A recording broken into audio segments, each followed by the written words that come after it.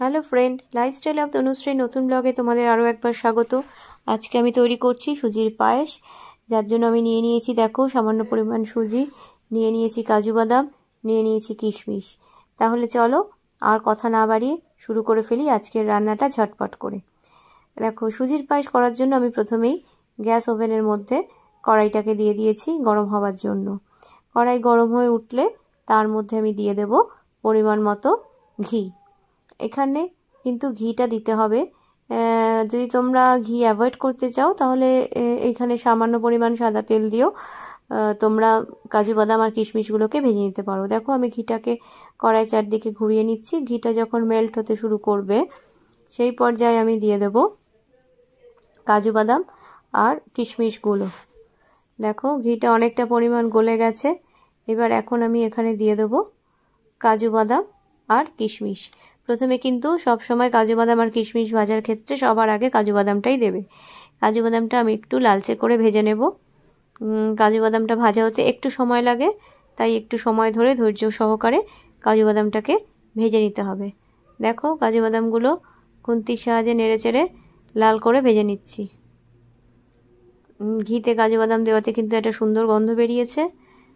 দেখো আমার কাজু বাদামগুলো ভাজা চলছে, অনেকটাই হয়ে এসছে। দেখো প্রায় লাল লাল হয়ে এসছে কাজু বাদামগুলো, কালার আস্তে আস্তে চেঞ্জ হচ্ছে। এবার এই পর্যায়ে এসে আমি কাজু বাদামগুলোর সাথে দিয়ে দেব আগে থেকে ধুয়ে রাখা কিশমিশগুলো।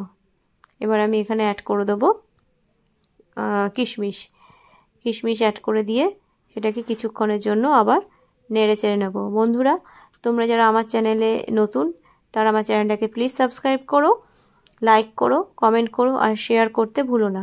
আর কমেন্টে জানিও কিন্তু কেমন লাগলো। আর হ্যাঁ, পাশে থাকা বেল আইকনটা কিন্তু অবশ্যই প্রেস করে রেখো, তাহলে আমি আমার চ্যানেলে যে সমস্ত নতুন নতুন রান্না করব সেগুলোর সমস্ত কিছু নোটিফিকেশান তোমরা পেয়ে যাবে। আমি কাজু কিশমিশ ভেজে তুলে রেখেছি। এবার ওই কড়াইতেই যে ঘি ছিল তার মধ্যে আমি দিয়ে দিচ্ছি সুজিটাকে দিয়ে খুব ভালো করে সেটা নেড়েচেড়ে ভেজে নিতে হবে। তবে লক্ষ্য করবে সুজি কিন্তু খুব বেশি লাল করে আমি ভাজবো না, কারণ সুজির পায়েসে যদি সুজি লাল করে ভাজি সেটা কিন্তু ভালো লাগে না দেখতে। এই পায়েসটা একটু সাদা রঙেরই হয় এবং সেটা দেখতে খুব ভালো লাগে। দেখো আমি সুন্দর করে সুজিটা ভেজে নিচ্ছি। সুজিটা কিন্তু একটু হালতো হাতে খুন্তি দিয়ে নাড়াচাড়া করে ভাজতে হবে। সুজি ভাজা আমার এই পর্যায়ে হয়ে গেছে। দেখো সুজিটা কিন্তু পুরো লাল হয়ে যায়নি, কিন্তু একটা সুন্দর হালকা একটা রং ধরেছে। এই পর্যায়ে সুজিটাকে একটু খুন্তির সাহায্যে নেড়েচেড়ে সুন্দর করে দেখো ভেজে নিচ্ছি। সুজি ভাজা আমাদের চলছে, ঘিয়ের মধ্যে সুজি দেওয়াতে অপূর্ব সুন্দর একটা গন্ধ বেরিয়েছে। এবার এর মধ্যে আমি দিয়ে দেবো 1 কাপ মতো দুধ। আমি দুধটা আগে থেকেই জাল দিয়ে রেখেছিলাম। দেখো আমি দুধটা দিয়ে দিলাম। সুজিতে দুধটা দেওয়ার পরে খুব ভালো করে সেটা নাড়িয়ে দিতে হবে, যাতে দুধের ভেতরে সুজির কোনো লাম্পস না থাকে সেটা দেখতে হবে। তাই জন্য দুধটা দিয়ে অবশ্যই তোমরা খুব ভালো করে সুজিটাকে মিশিয়ে নেবে এবং দেখবে যেন কোনো দানা না থাকে। এই কাজটা কিন্তু একটু সময় ধরে করতে হবে বন্ধুরা। আর এই সময় অবশ্যই কিন্তু গ্যাসের ফ্লেমটা মিডিয়াম টু লো রাখবে, কখনোই গ্যাসটা হাই ফ্লেমে দেবে না, তাহলে কিন্তু পায়েসটা নিজের দিক থেকে ধরে যেতে পারে। তাই খুব আস্তে করে খুন্তির সাহায্যে দেখো আমি পুরো দুধটাকে দিয়ে সুজির সঙ্গে ভালো করে মিশিয়ে দিচ্ছি। দেখতেই পাচ্ছ আমাদের দুধ আর সুজি কিন্তু জাল হচ্ছে। দেখো দুধ আর সুজি জাল হচ্ছে। এবার এই পর্যায়ে আমি দিয়ে দেব একটা গোটা ছোট এলাচ। তোমরা কিন্তু এখানে চাইলে এলাচ পাউডারও ব্যবহার করতে পারো। আমি এখানে গোটা ছোট এলাচই ইউজ করেছি।